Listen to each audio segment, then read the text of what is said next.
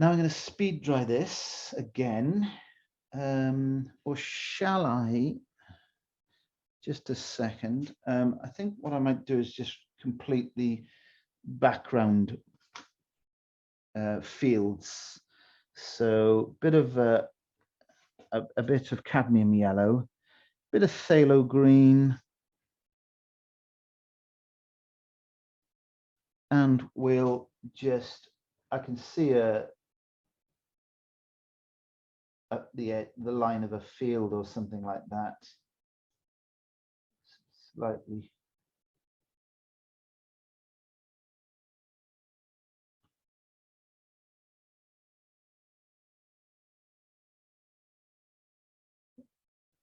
And if I don't like those in a moment, I'll just run, if I don't like the shapes I've made up there, I'll just run a damp, wet brush through it just to soften them off. I wouldn't want to lose, I've got them fairly close to what I want, to be honest, but I might just need to modify them with a damp brush in a moment, but we'll reserve that decision when we've seen just how this settles dry and tonal value, in terms of tonal value and edges. Okay, so I'm going to, yeah, before I dry again, I'm going to do the water. Now then, I want you all to sort of take a breather here, because that's exactly what I will do. The water is a separate entity in a sense. And now, I mean, what I mean by that, I must qualify that, because we can't have it looking like it's a different painting, but it requires probably a technique that doesn't exist anywhere else in the painting. So we've got to make sure that happens, but at the same time, as I say, make sure that the water doesn't look like, make sure that the water area belongs to this scene. And the way to do that is to copy the colors mostly and load up this area here directly in front of the wall. But I'm going to pre-wet, okay? There's a tiny bit of color in this brush. Doesn't matter. It's 99.99% water. So I've just pre-wet the entire area that is the water. This was a little landlocked bit of water. There was like there were walls all the way around it here, so it's fairly calm, but great for reflections, because the calmer the water, you know, the better the reflections. So that's pretty wet. I want to make sure it is wet. I don't want to start painting onto it if the water still only sat on the surface. That's not good. So you paint it up, you wet it up like this, and when you're comfortable that that water's actually broken the surface and is in the paper, not just sat on the top, then you can start work. So it's not going to take long today because it's so dry. Just getting my runoff up off the tape. So I'll go quite strong. I'll use a lot of the cadmium yellow, a lot of ultramarine blue, even a bit of alizarin crimson in a moment, but I want to get the green right first. We'll warm the green up. So I just added a little bit of raw sienna. So that was cadmium yellow, ultramarine blue, then raw sienna. And let's go in with this for a moment. Watch what happens. That's a lot of paint, okay? It's a lot of paint. And I'm going horizontal with the water. I won't do the vertical reflections until I'm happy that what's on that paper is almost dry.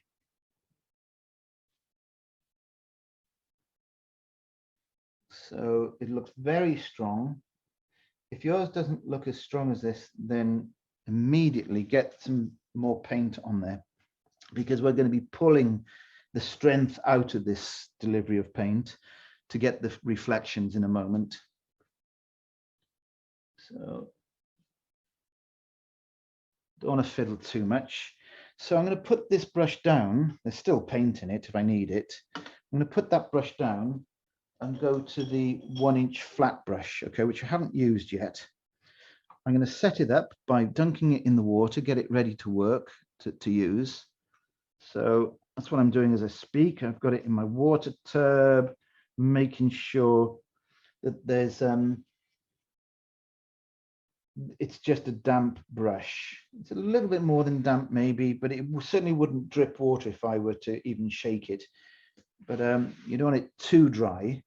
So here we go. Let's have a practice shot here. Set yourself up so that what's moving is your entire arm, not just unless you can do that. I mean, if you've practiced this a lot and you can just do that with your fingers, then don't let me stop you doing that. But I find it's much easier in your head to imagine that you're pulling this vertical line down, okay, from your shoulder.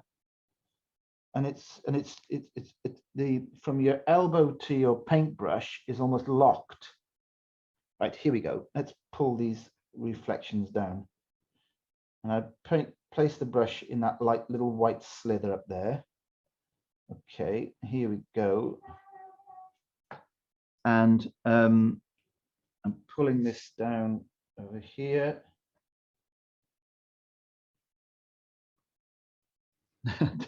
Sorry if you hear that. That's my wife shouting to my neighbor. So I'm just keeping these as vertical as I can, but notice that I've left 1 or 2 areas where I didn't pull anything down, okay? Move a bit more, I think. Let's move a bit more into the areas that we've already worked. Perhaps one about there. So it's not really, it's corresponding to things really on the land. It's more the aesthetic that you've got to be in control of, just how much you do of it and where you do it. So I've got this area here that I've got a bit more light. That might suggest the lightness of the walls of the buildings that's being reflected. So I'm just cleaning the brush now, again, okay? Incidentally, when I'm pulling that down, okay, I always make sure that this is all neat and tidy. All the fibers are aligned in my brush. I do it with my thumb and forefinger. You create almost like a blade-like effect, you know, and then you pull down. Anyway, this is a 30 brush, and I think I can get a couple of ripples out of here.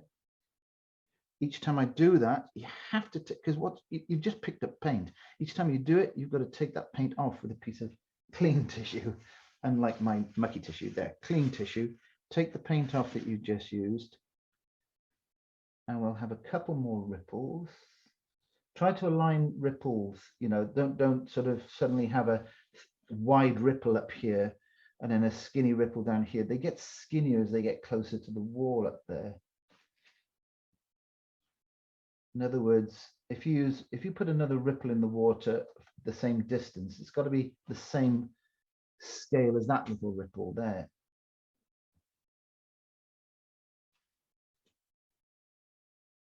We'll leave that for a moment. We'll let that dry off, and or we'll dry it off, speed dry it, just in case we have any accidents with me putting my hands on it.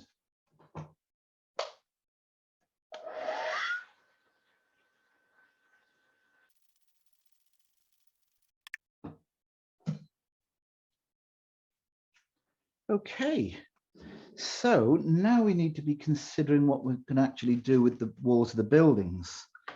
The photo actually gives me a rather dull, you know, whilst I like these sort of like cream colored cottages, I'm not particularly enamored with the grayness of the wall in these other properties. I mean, they look nice enough in real life. But because you can't see them close up, you don't get that sense. So you're better off perhaps creating because there's a danger, you see, that of losing the L shape. If that is a different color to these, then the L shape could effectively stop there. It doesn't continue up. So I'm going to play. I'm going to make sure that my L shape is, retained, is protected. So this is just water in my brush. I'm going to be really cheeky and see if I can just soften, take a tiny bit of warmth. That was a little bit of burnt sienna and a tiny bit of cadmium red, but it's so weak, barely registers. It'll give me a nice pale, warm color. I'll just hit it here and there, either side of the windows maybe. So I hope you can sort of get what I mean by that. You know, if we don't continue the message, we've lost our L shape really.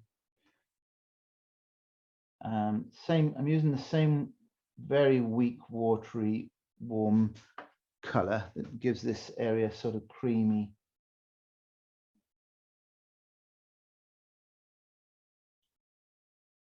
Cornish clotted cream.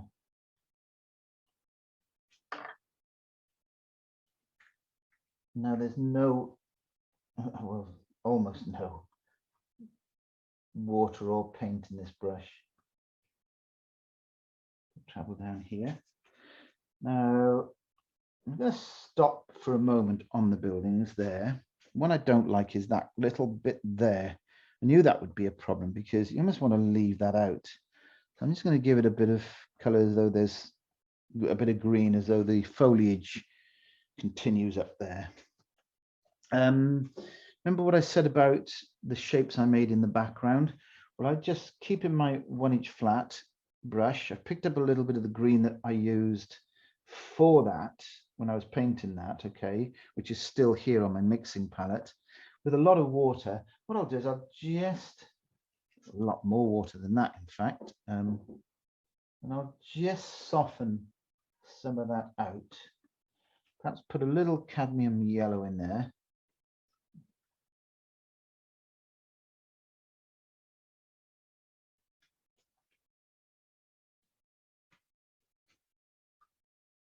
And I think I quite like the idea of this being a little bit more yellow. It is summer. It was a lovely summery scene. So a bit more cadmium yellow in these upper areas of the trees, the green areas.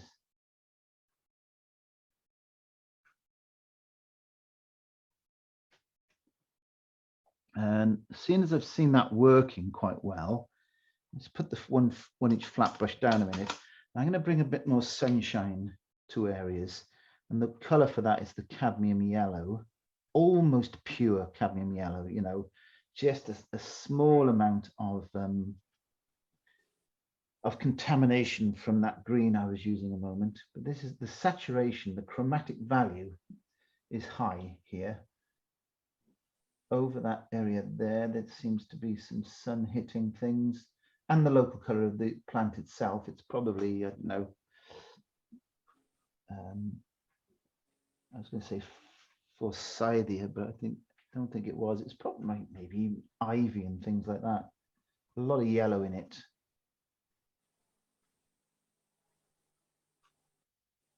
And a tiny bit of Viridian green if you want to just cool that yellow off from time to time.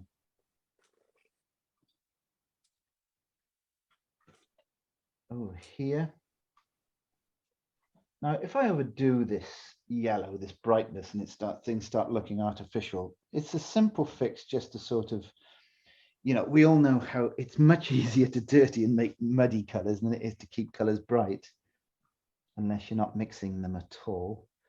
So I'm not worried about overdoing the brightness. I can always knock them back. Just lovely hits of sunlight across the surfaces. Okay, it's almost time to finish this painting.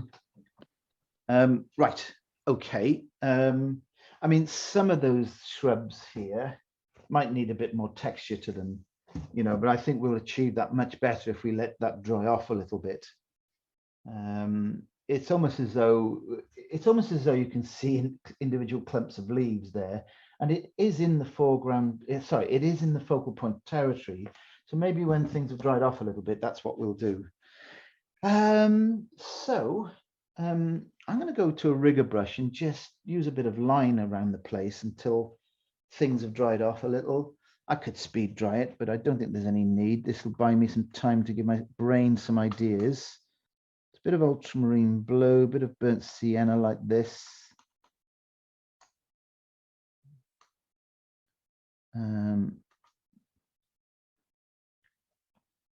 And let's look at some line work. We'll go back around the front edge of this little building down here, like that. There are street lamps dotted around the place.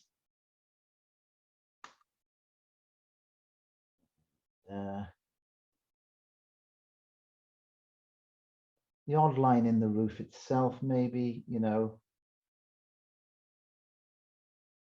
in the slope of the roof. Make sure you follow the slope of the roof if you're putting lines in your roofs.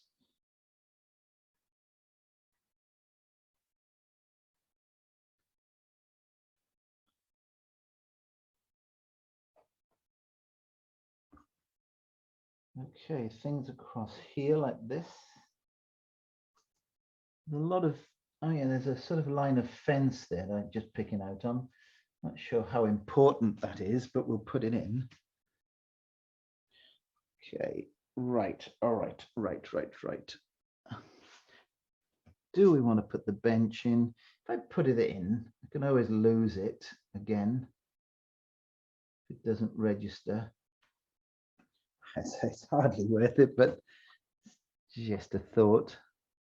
Okay. Yeah, I'm going to put a little bit of ripple in the front of the water, the foreground water. Then we're going to put a little bit of shadow on, and we'll call it a day, I think, there. The shadow is going to make a huge difference. It'll really punch the sunlight up. So, right. Colors for my ripples down here. I think we'll go with a dark greenish color. Let me just think about this a second. Yeah, we'll go in with some ripples. Now, there's a very important thing to know about putting ripples in like this. I just picked up a little bit of alizarin crimson to darken these. These must be very neat, believe it or not. I know we paint loose style, but they must follow a pattern and scale. Notice that the ones I'm putting in here are very similar width, similarly spaced, but as I move up, okay, they get thinner. This smaller, they're not as broad.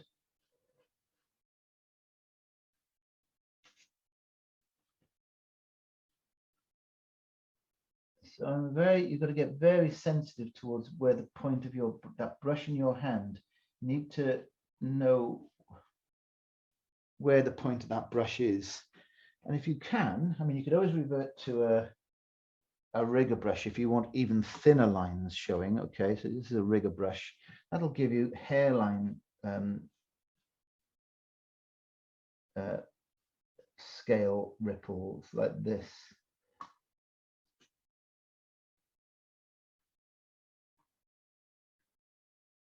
I'm going to mix up a blue mix. That's blue and with a bit of phthalo green. So it's ultramarine blue, phthalo green, like that. Again, a little bit of alizarin crimson because that'll darken that. And that'll give us one or two. Now you must repeat the scale thing here. That'll give us one or two slightly darker ripples. Go to the rigger brush.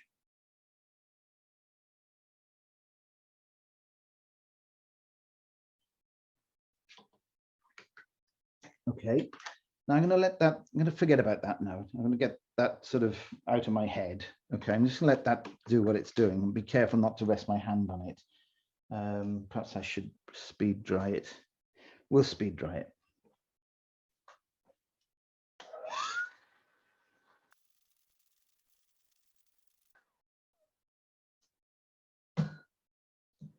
Okay, here we go. It's shadow time. Now then, just study the photo, because the photo is quite clear from the photo that the sun was behind me when I took the photograph. That means the light, the source, direction of the light is not really doing us any favors. It's not showing us changes of angle. You know, there is no tonal exchange between the gable end of this building here and its front elevation. Okay, that's pretty boring because it makes the whole thing look very flat. So ideal lighting conditions when you're taking photos for your paintings, you really want to try and catch the time of day, or position yourself, perhaps more importantly, whatever the time of day is, so that whatever sunlight is, it's coming from the side, one side or the other, or it's backlit. That's quite a nice effect too. So we have to, in these situations where the sun was directly behind me, illuminating everything in this flat nature, we have to actually sort of invent that shadow. The only clue being is that obviously the sun is quite high, and this little window here on our photograph, right on the right hand edge over here, shows a cast shadow under the eaves, under the roof line. So it was obviously quite high in the sky, the sun. But I want to show off, this is, remember, this is my focal point territory. So I'm going to suggest that the light has come, you know, it's later in the day and the light has moved around. It's coming from the left-hand side. So that will enable me to put some shadow on these ends of these buildings, a little bit under the roof line. Just think in a logical fashion, practical fashion. Shadows can only fall on areas, you know, that are exposed to the light. The shadows can only fall on areas that, as a result of something overhanging or turning itself, the surface of itself, away from the source of light, rather. So I'm mixing up ultramarine blue here, alizarin crimson. I've got a lot of paint in this brush. I'm going to use both wells because I might not use all this shadow, but I certainly don't want to run out mid process.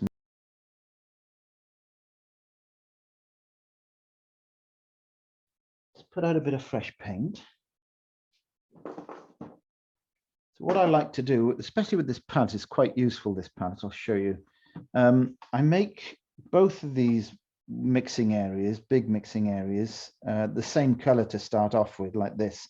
I mix in the top. When I've got a slope on the palette, sloping downwards here, so I mix up, I get the mix right up here like this. Alizarin crimson, some water. Careful picking up water. I should really pick up water with my fingertips, otherwise all the lovely paint goes back in my water tub. So there's the strong mix in this mixing area here. I'll put a little bit of burnt sienna in there just to knock it back a little bit. And then what I'll do is I'll transfer some of that into this lower well here. What will happen here is the lower well will contain the stronger mix, okay, because I'm dropping water into the top mix like this. So this will be my starting mix because I'm going to work further away down the key side. So when I get a bit closer, I can adjust this lower mix in the other well accordingly. Right, okay. Same old routine, folks. You must be very aware and familiar with this with me now. I'd like to sort of have something in my hand, tissue in my hand, like to act as an eraser. The light's coming from the left. We'll say that there's a bit of shadow down there. If light's coming from here, remember that every shadow mark you make is on the opposite side of the object that it's falling on. So there's a little tree there. I would paint the shadow onto the lower right-hand side of that tree shape. There'll be shadow, of course, running underneath some of this this wall in a almost sort of like a random caterpillar-like sort of movement.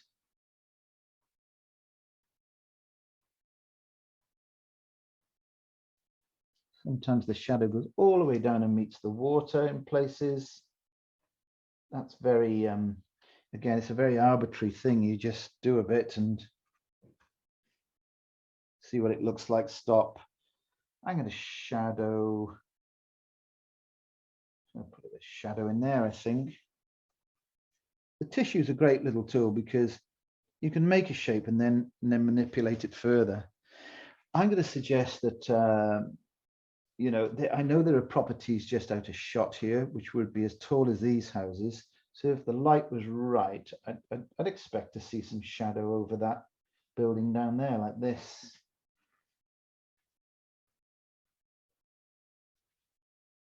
Stay off the top of your green area because that's getting direct sunlight. And this is how we create, you know, that lovely effect of sunlight is to, I'm just picking up a small brush here because I want a little bit of warmth. That's a bit of burnt sienna, and I'll just drop a bit of burnt sienna into the lower part of that shadow down there. Lift out. When you're dealing with these shadow shapes at distance, you can lift light out of them like this. Thirsty brush, lift some light out with the shape of the wall. Directional brush movement is vertical, because that's what the wall is. It's a vertical elevation. Now then, so I've got the opportunity here to really show this off. Before I do, I'm going to stick to some basic rules. There must be some shadow under there. There must be some shadow under here, even though this wall might get completely shadowed, which it probably will in a moment. There's a chimney that has a shadowed side. It casts a shadow. That's form shadow. This is cast shadow of the chimney. There's a little dormer. There's a form shadow, a little bit of cast shadow off it to the right-hand side of it. Maybe a bit of shadow there because there's a connecting roof. Bit of shadow in the windows, maybe there. The odd thing throwing random shadow, sort of 45-degree angle. Now I'm realizing actually that shape there, I'm just going to neutralize it. I'm using shadow just to knock it back. Very watery shadow to knock back that shape down there. Okay, I might not need the stronger mix here. So no line down the corner of that building. Remember, there's no hard line on the corner of the building. So what you can do to show a change of angle is what I've just done there, and that's bring the shadow up to the edge, to the corner. I'll just soften using two brushes here, add a bit of warmth into the near shadow here. And I'm not sure that I want to shadow much else, to be honest. I've got to do this because, you know, logic says there will be shadow there. Shadow on that side of the chimney, shadow on the side of the dormers, maybe in the dormers, at the top of the dormer, little triangle thing there. A bit of shadow on the wall, I suppose, off these things growing up in front.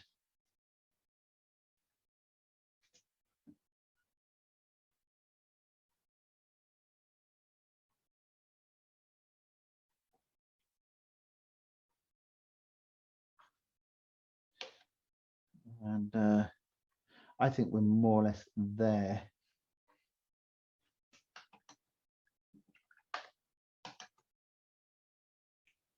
Right, let me just dry this off and we'll do the finishing touches. Just softening off that.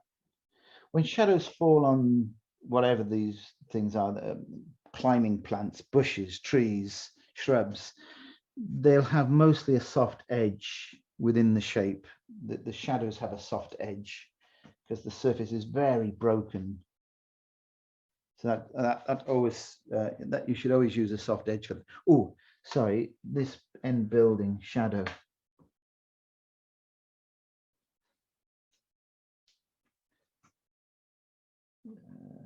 I don't think there's much need for further shadowing, to be honest. I'm just scrubbing around in places now where some of the shapes that I'm looking at are either too hard edged or not, or too soft. Just making those adjustments. So let's look at just a little bit more detail, sticking with the small brush, ultramarine blue, burnt sienna. And this is, I don't know what, this is just what I feel as though has to go into my painting to make the focal point pop out a bit.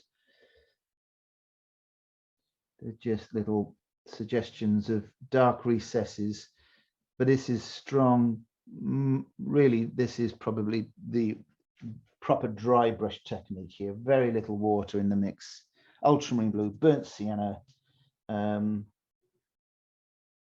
little line up here, something like that. Something in front here. A little bit more made of the little bench.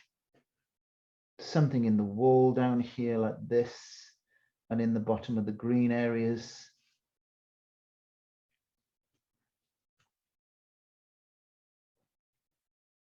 Something here. Turn to a rigger brush, same mix, you picking up the same dry mix, and we'll just suggest that there are communication lines running around the place. I lost my street lamp over here. Put it back in for a moment.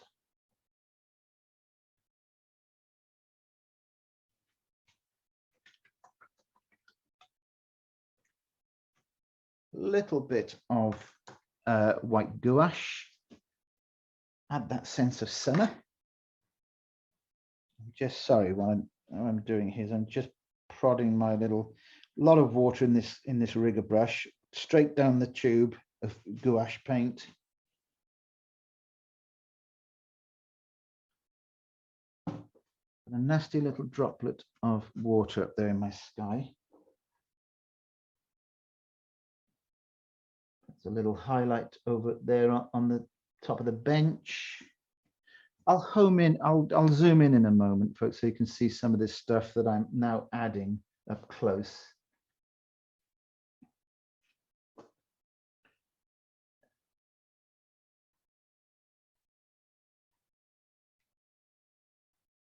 As I say, nobody, there's no hard and fast sort of rule to this. This is just stuff. I put a little bit of white where I think there may be a bit of extra light, maybe a little fence post that's catching a bit of light, maybe a reflected light in one of those windows down there, like that. Any earlier lines that I made a little too heavy, I'll put a little bit of white over.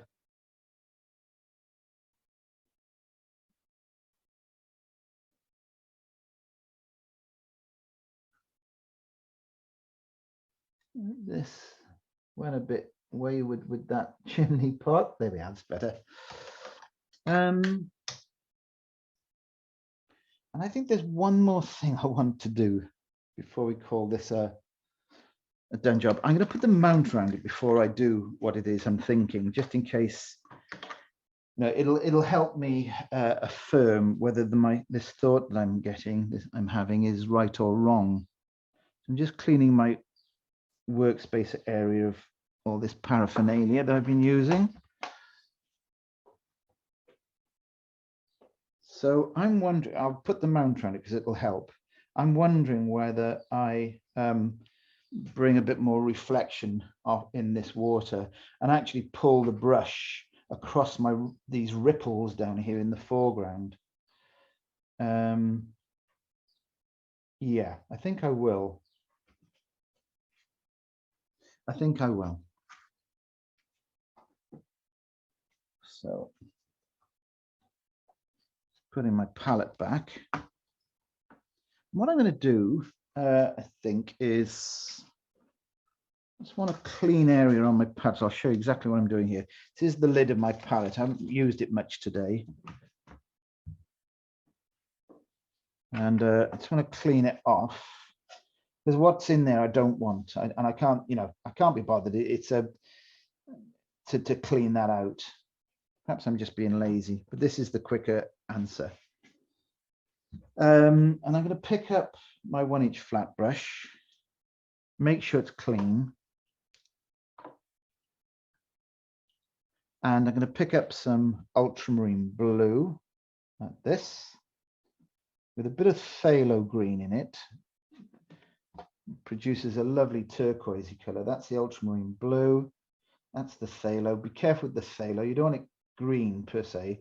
You must be leaning towards blue. A little bit more of the green. Very careful. So there it is. I'm going to add some water with my fingertips to it. And what I'm going to do is this. There is blue reflected sky in the water. Now, it doesn't always require this sort of treatment, but I just feel as though it might help bring some cohesion to the painting if there's some blue in the water. So first of all, I'll go horizontal like this. Lots of water in the brush. Like this. Now, very quickly, I'm cleaning the brush very quickly over here and taking most of the paint and water out, okay, before that edge gets a chance to dry off. It's really important. You mustn't let that dry off. And pull down again. Make the same brush strokes that we made earlier.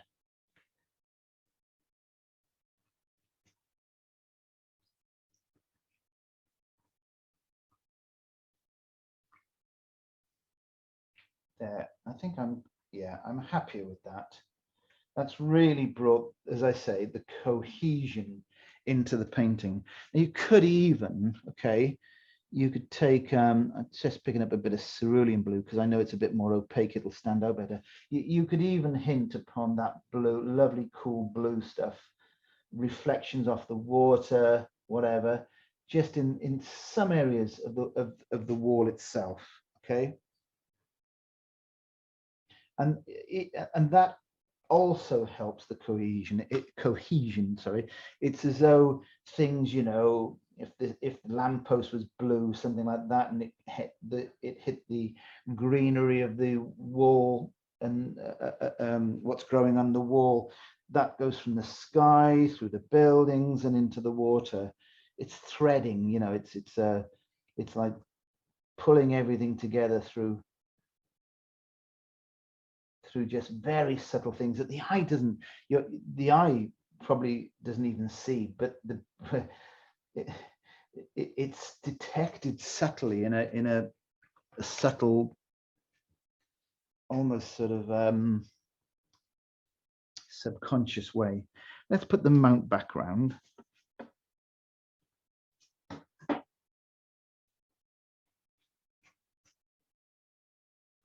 And I'll go in close, as I say, and I promised to do a critique on my paintings. I mean to do them more often than I do. It depends how much time we get. Let me just zoom in a moment. I'll have to refocus, and I'll tell you things I like, tell you the things I perhaps think I could have done better. Let me just zoom in here. Okay, it's amazing, isn't it? Close up, it looks so random. But of course, this isn't the viewing distance. If this is on a wall in a gallery or in your house, you wouldn't have your head within 12 inches, 18 inches of the painting. There is a viewing distance, but that's the loose style. And that's so important to remember, that all the things we do, I'm talking away and I've completely distracted myself here. Sorry. Just need to hint upon a window or two just down here. Yeah. But I'm zooming in so you can see it in fine detail. Now, I'm sort of overall okay with it as a painting. You know, if I zoom back out, it's going to look better because, you know, I'm not fine picking sort of anything, but the balance is there. My L shape is there, and I do honestly believe I could have lost the L shape had I gone darker in this building here on the right hand vertical. In the photo, there's more of the building here, which is the same color, so you sort of get that. I could have spotted that. Okay, I could have spotted that and moved this little pale cream colored building further into the mix from the right hand side, and that would have been perhaps a justifiable way of keeping the L shape in here. Overall, I think it's okay. It might be a little bit busier than some of my paintings. I might need to play back tomorrow. If I look at this painting, I might think, what, you know, why did I do so much in the wall? On the other hand, sometimes sometimes I think the opposite. I think, oh, this area of the wall needs a little bit more textural paint on it. So